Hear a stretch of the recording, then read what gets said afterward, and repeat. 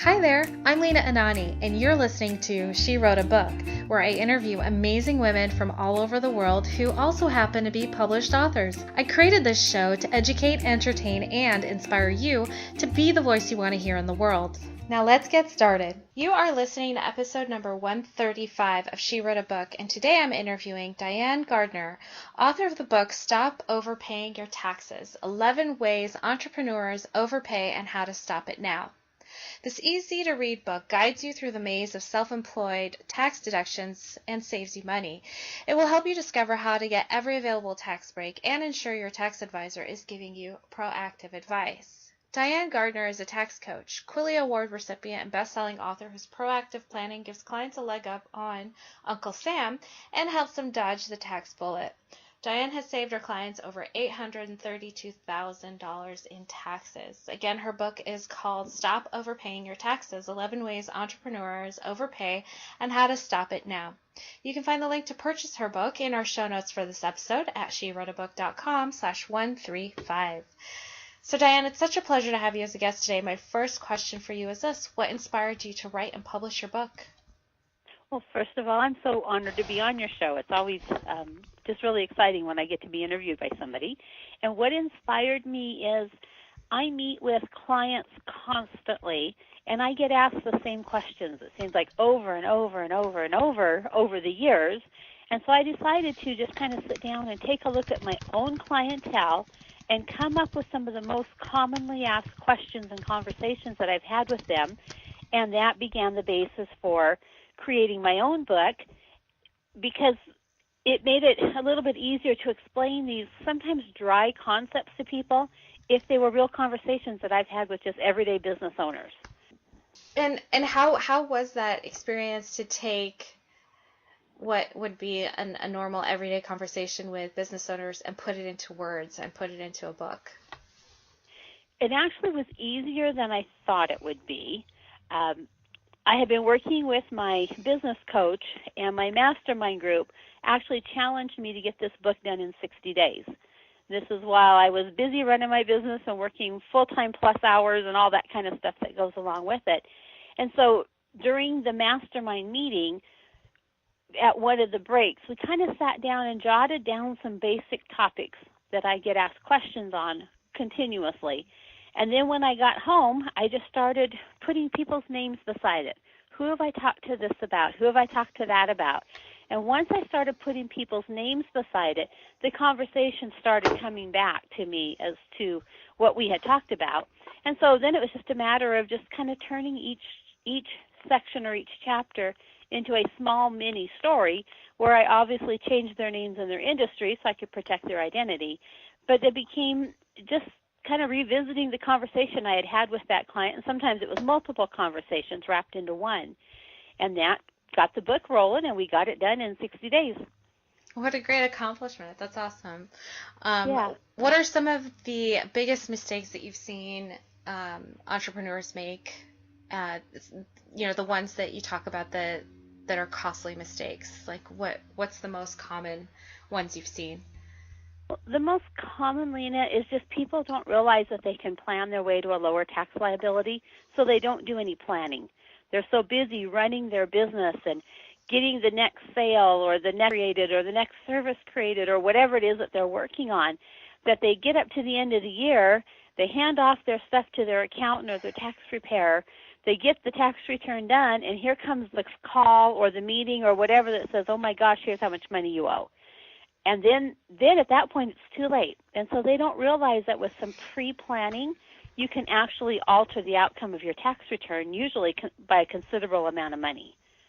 And then over and above that, I see people making mistakes all the time with the entity types that they're operating their business in. A lot of people have outgrown their entity type. Maybe they started out in business as a sole proprietor, and now they're making a bunch of money and they're paying a ton of self-employment tax, or maybe now their business has gotten into something that has some liability exposure, and certain entities help you cover your liability exposure and others leave you totally open-ended on it. So there's a lot of things like that I see people not even thinking about because, once again, they're so busy. They're running that business. They're trying to do everything that they need to do, wearing multiple hats, and those things get forgotten. Over and above that, there's retirement planning that sometimes they don't even think about. And 20 or 30 years later, they've been in business, and they're starting to look retirement in the face, and they realize they haven't done anything. Now what are they going to do? They're kind of sunk. And so I have these kind of conversations with people just all the time as I'm working with clients nationwide now and getting exposed to a lot more people that are really totally unprepared. And so I heard you use words like planning and preparation or prepared. So what's the difference between tax preparation, tax planning, and then even tax projection? Well, tax preparation, we always say that's the first rung on the ladder. And that's where people gather up their information. They take it into their tax preparer, usually during tax time. Sometimes they've gotten an extension, so it happens a little bit later in the year. But they turn their information into that tax preparer, who generally does a good job at getting the right numbers on the right lines, and they get that tax return filed on time, and they call it a day because that was the engagement that you engaged them to do. Well, the next rung up the ladder would be the tax projection, and that is where you sit down with your accountant or your tax preparer, maybe once a year, maybe it's quarterly, maybe it's semi-annual, and you're actually looking at projecting out to the end of the year. Where do we think this business is going to be? What do we think the net income is going to be? How much tax do we think we're going to pay? What are some short-term type things that we can do to alter that outcome? Then the next rung up the ladder from that is actual tax planning, and that's proactively planning and setting up a plan that will work for the next 3 to 5 years, maybe 6 or 7 years even, by looking at some of the bigger items out there and potentially making some moves in your business so that you save tax consistently year after year after year after year, over and above the short-term type things that are done on just the tax projection level. You sound like you really know what you're talking about. I hope so. I've been doing this forever. That's incredible. That's awesome. And so, what are some, when we talk about deductions, what are some of the ones that business owners tend to forget about when it comes to tax time? I see people forgetting all the time to keep a written mileage log. IRS says that without a written mileage log, you can lose your mileage deduction. And so that's a huge one. They'll come in and they'll tell me, oh, I drove 10,000 miles last year. And I go, oh, really? Where's your written mileage log? Because I know they made up that number. It's too nice and round and even. And so IRS knows that too. When we drop 10,000 miles on somebody's tax return, we know that's a made-up number. So at that point, you're saying, audit me, please. So we see that one constantly, or they didn't even realize that they needed to keep a written mileage log. Another one that they miss is meals and entertainment, not realizing what's deductible versus what's not deductible. Things like taking your spouse out to dinner and talking about business. Well, that one's not deductible versus meeting a colleague or a prospect or a customer or a client or a patient and maybe having lunch or dinner with them. That one is deductible. So different kinds of things like that we see all the time with our clients. Then something as simple as the potential to write off all of your medical expenses through your business. That's a huge one when it works, because that can save you thousands of dollars and take a deduction that sometimes is getting lost on our tax returns anymore and moving it over into a business write-off or a business expense, which can potentially even save you some self-employment tax on it. So that's a nice one when we can make that one work, and that's one that most people haven't even heard of. And then there's a whole bunch more if you want me to keep going. Give me two more. Okay. Another one is I love it when we can hire the kids to work in the business and potentially write off things like private school or horse camp or basketball camp or soccer camp or those types of things by hiring your kids to work in your business and taking the money that they're now earning from your business and using it to pay that particular item. So we're moving something from an after-tax position to a pre-tax position. That one kind of lights up people's eyes when they hear about that, especially for those college kids who are gone away from home, they come home for the summer. If there's some way that they can work in your business over the summer, you're potentially taking some of the money that you would give them to help them through with their costs and stuff at college, and basically writing them off through your business because now they're working in your business for you.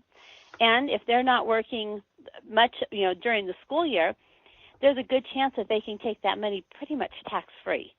And so that's moving it from a higher tax bracket to a lower tax bracket, and from an after-tax position to a pre-tax position. So we like that one a lot because that's a double whammy.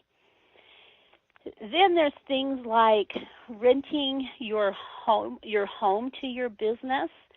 People don't realize that when they do a company function at their home and they invite their employees or staff and stuff over, they can potentially rent that home to themselves through their business tax-free.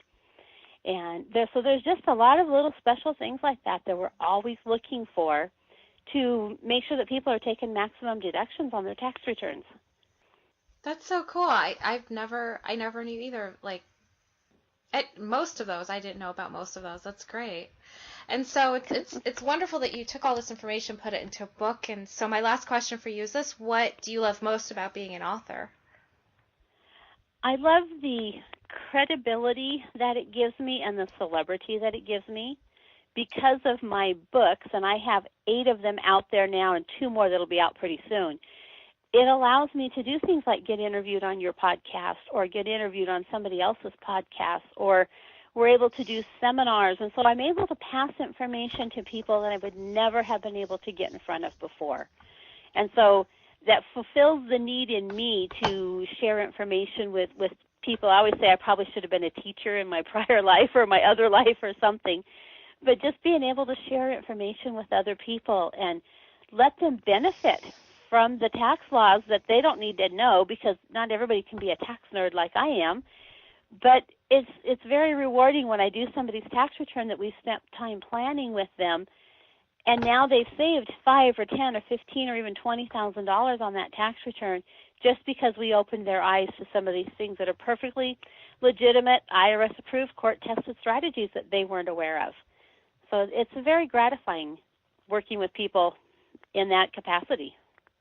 Wonderful. Well, Diane, thank you so much for being our special guest today. We will have a link to your book in the show notes for this episode, and our listeners can find that at SheWroteABook.com/135 to learn more about our author and her very informative book. Thanks again, Diane. It's been a pleasure.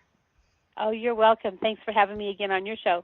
Thank you for listening to She Wrote a Book. If you enjoyed this episode, then subscribe now so you can automatically get access to all new episodes, and feel free to share your inspired thoughts with us in the comments too. I'd love to hear from you. Until then, may you always feel good and make magic.